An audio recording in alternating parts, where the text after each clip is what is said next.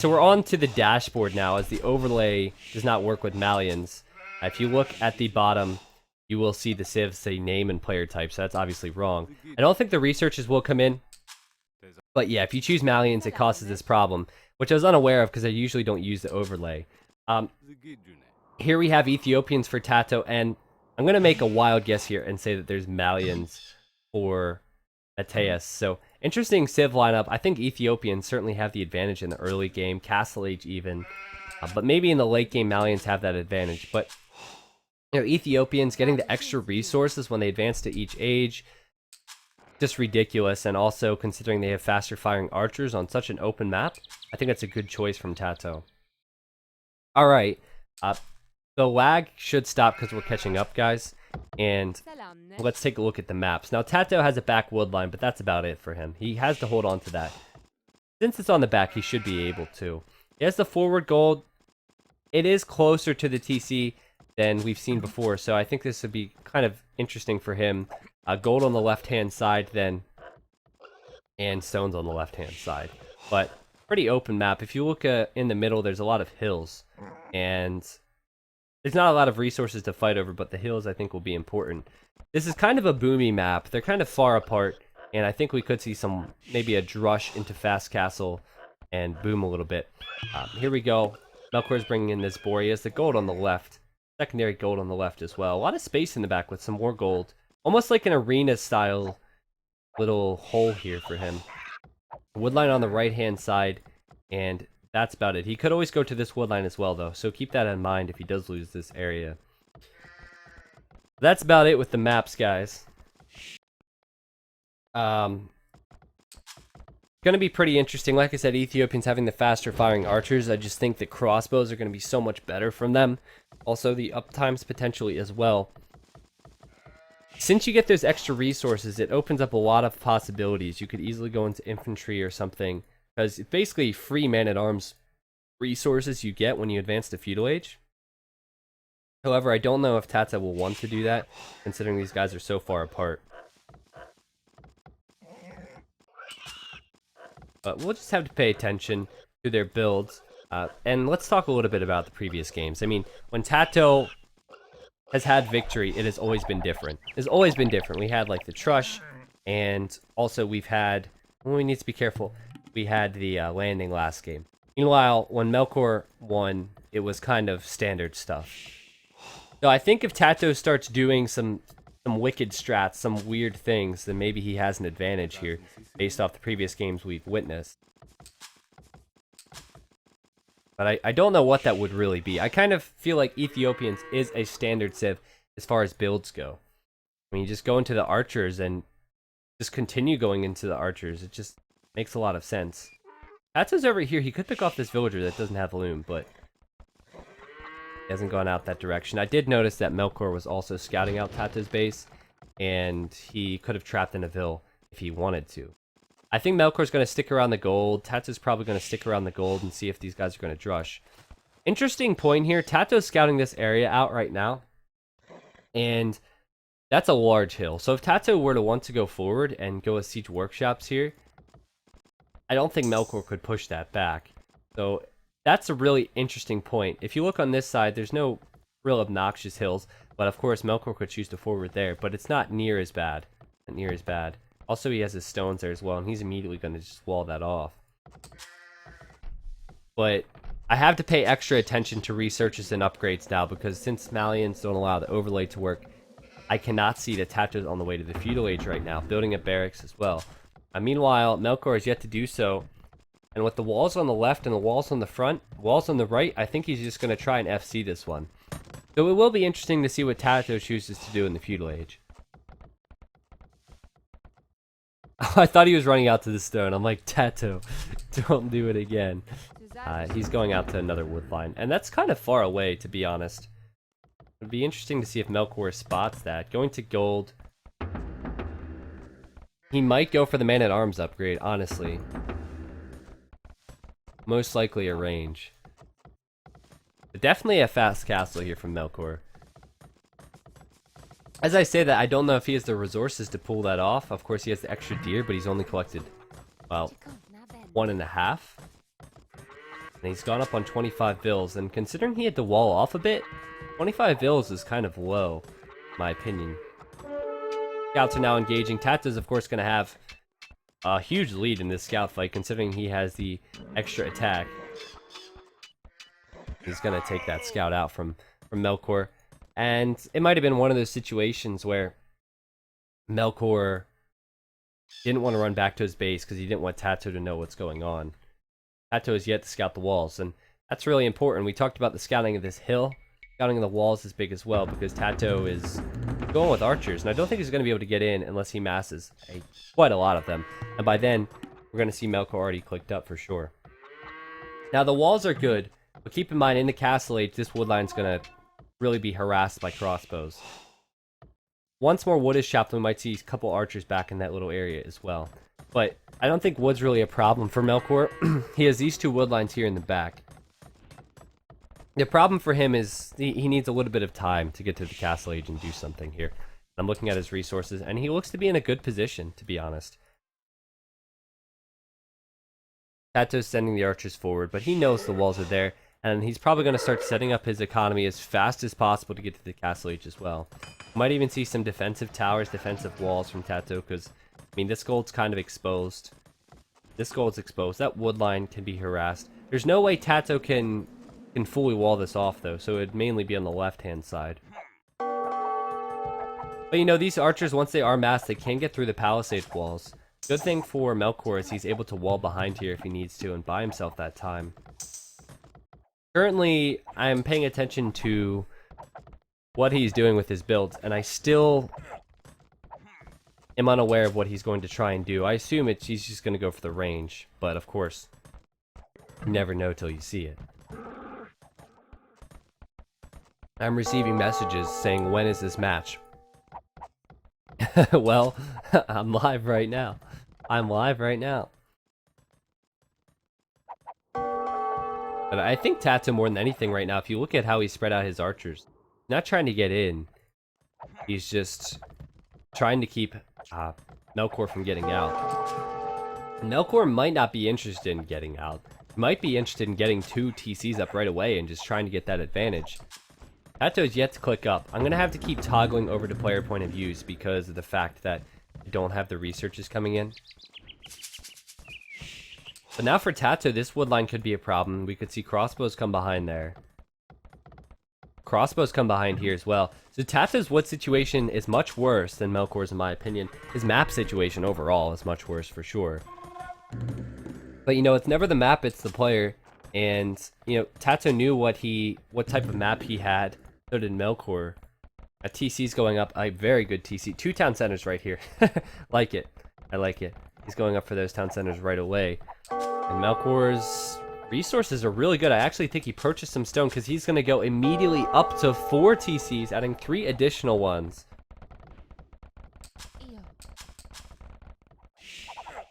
Archers are here, and Tato's, of course, going to continue to make archers, try and keep his opponent in his base. And 3 TCs.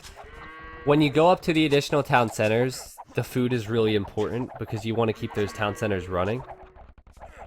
I actually think, with the amount of farms coming out, especially Wheelbarrow, I actually think that Melkor's going to be able to do it.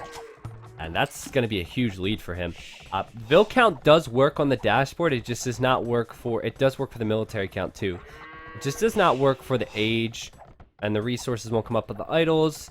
And, you know, the Vill count, the fish, the military, all that stuff's good. Kill death, all that stuff's good. So, if you look, Melkor's already 2 ahead, and that's going to continue to climb.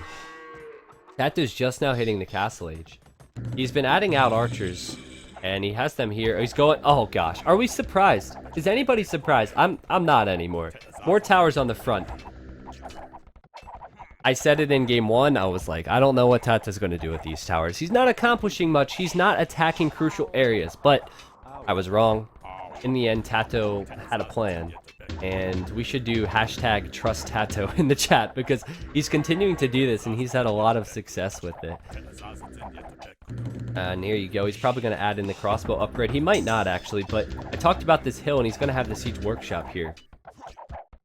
And this is very similar to, as another tower goes up from Tatoh there, this is very similar with the exception of the towers, to the one game between Max and Tatoh, where one player was kind of booming up, and it was actually Tatoh in that game, and Max was applying a lot of 1 and 2 TC pressure.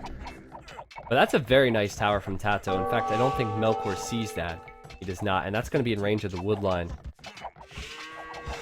Villagers trying to batter their way in. I don't know if Tatoh is aware there's walls behind. Of course he is.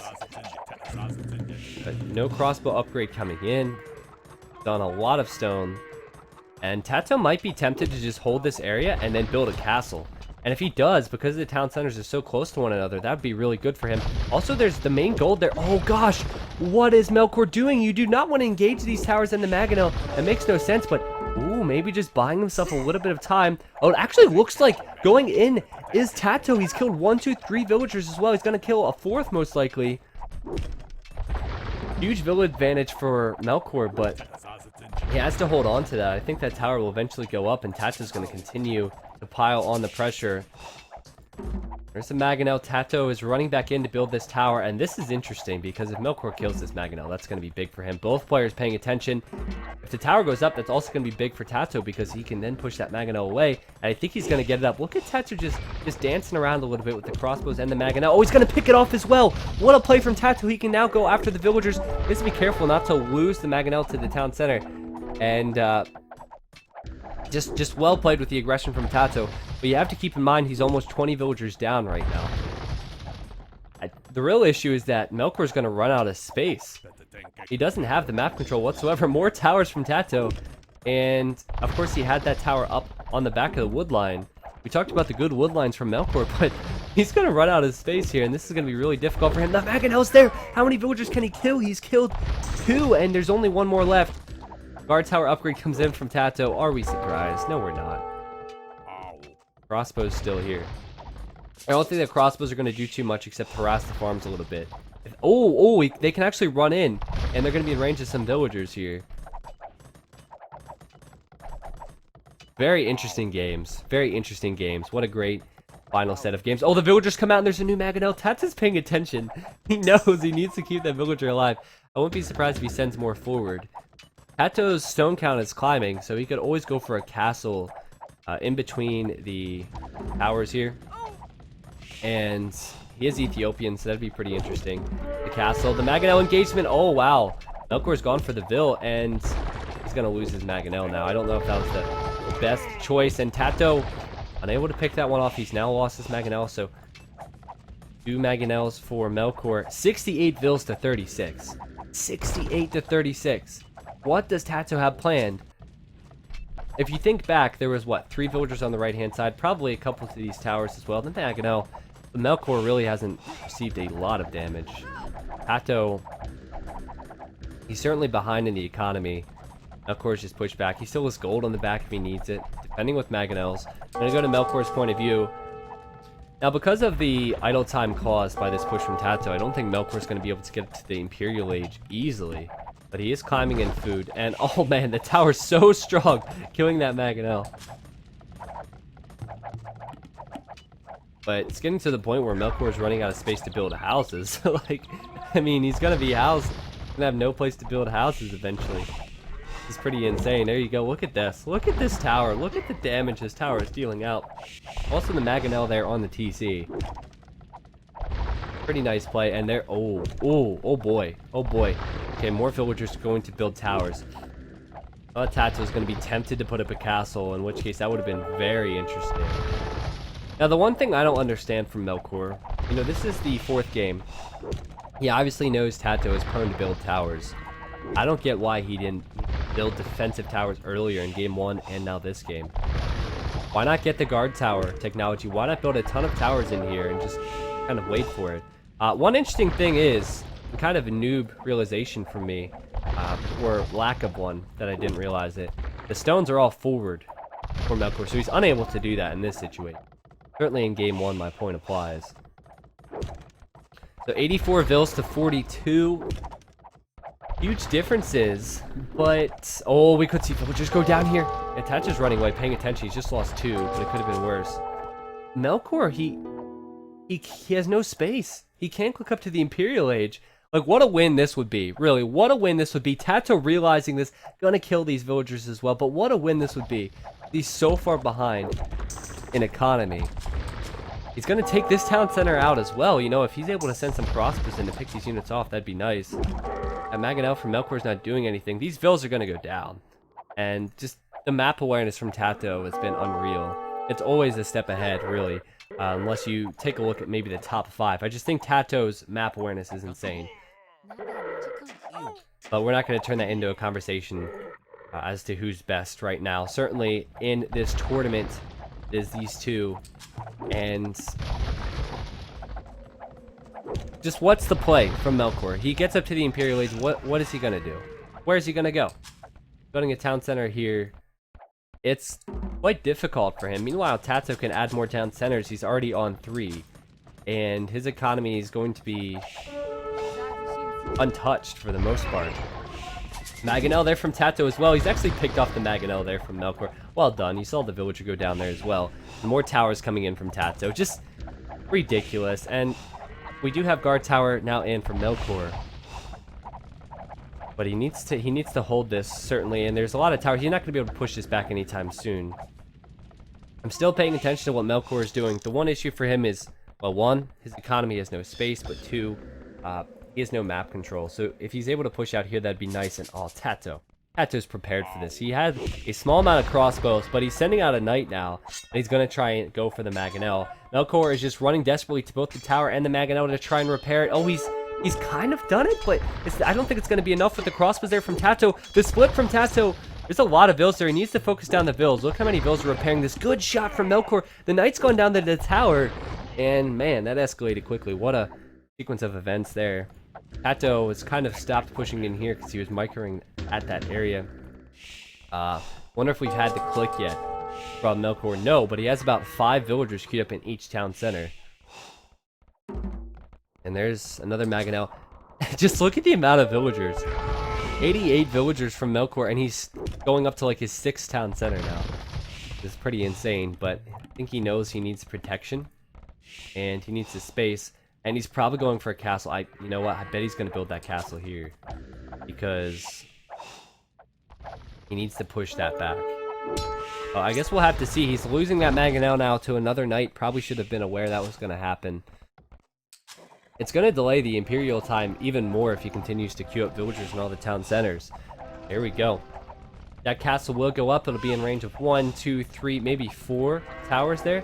And okay, we're just going to commit everybody to this castle, says Melkor. And look how many villagers have gone down. Certainly a waste. He's ahead by 30 now.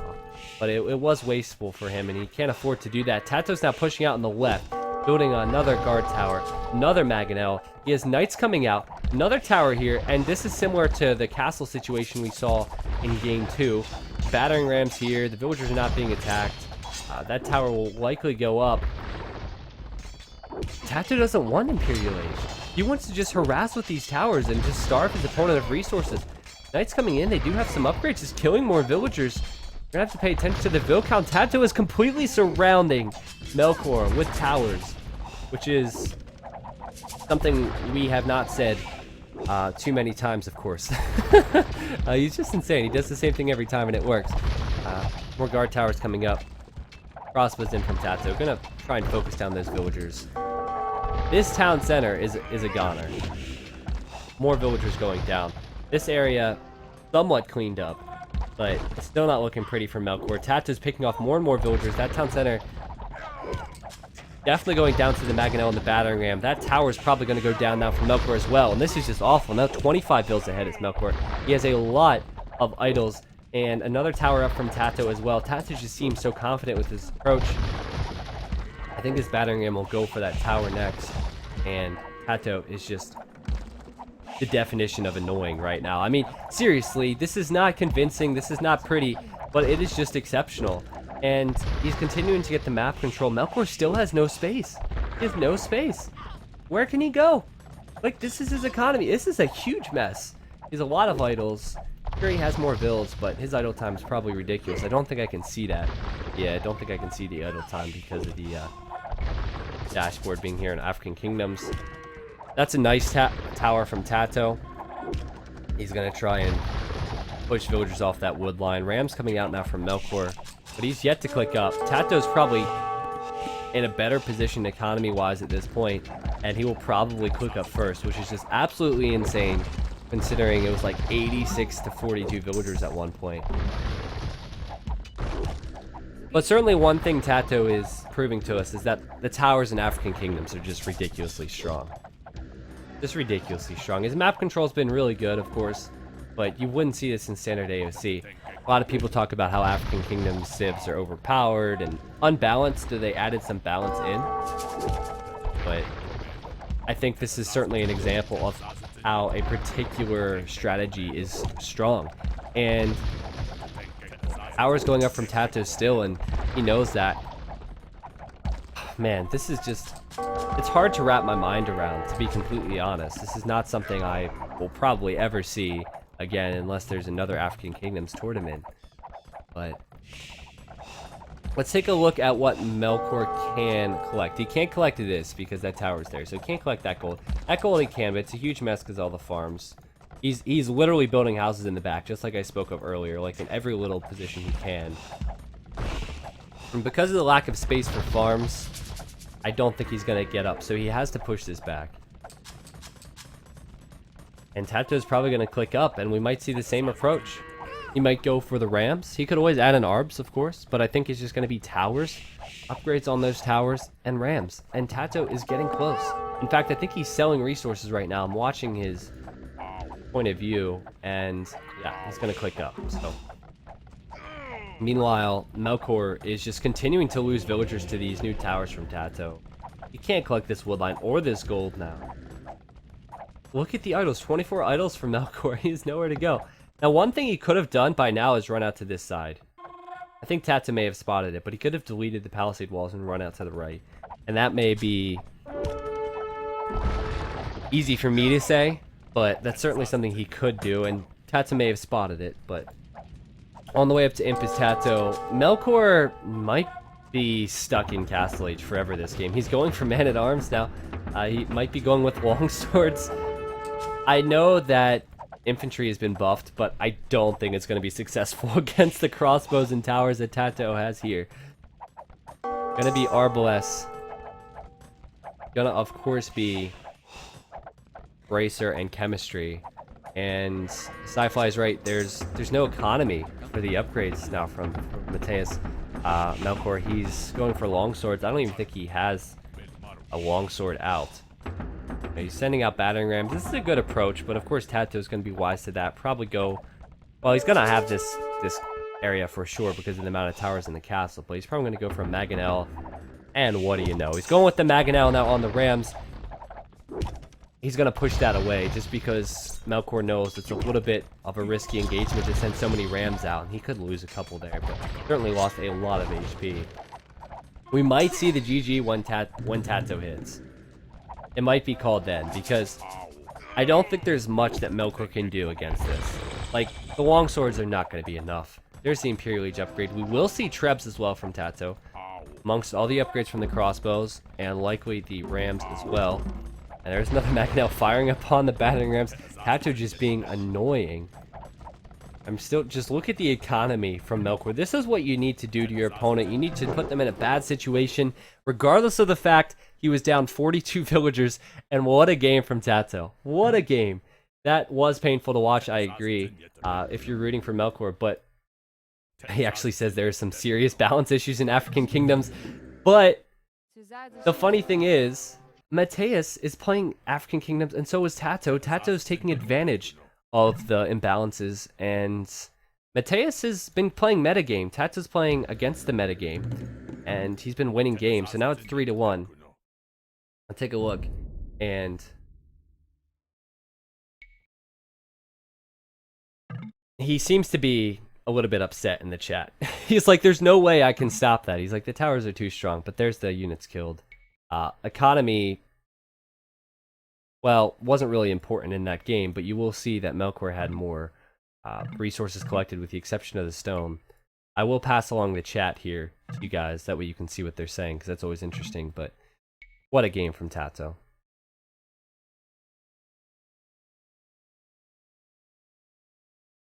Alright, so let's see what this says. Melkor says there's no way to get out of a few of those towers. Mangonels die in like 2 hits. And then Tatoh says rams. And then Melkor says, all you need is a few mangonels to kill my rams. Now, and he says, and a few vills. Yeah, I tend to agree with him. The towers are too strong. They can even take, I've seen it, they can even take out rams, capped rams in the Imperial Age. So,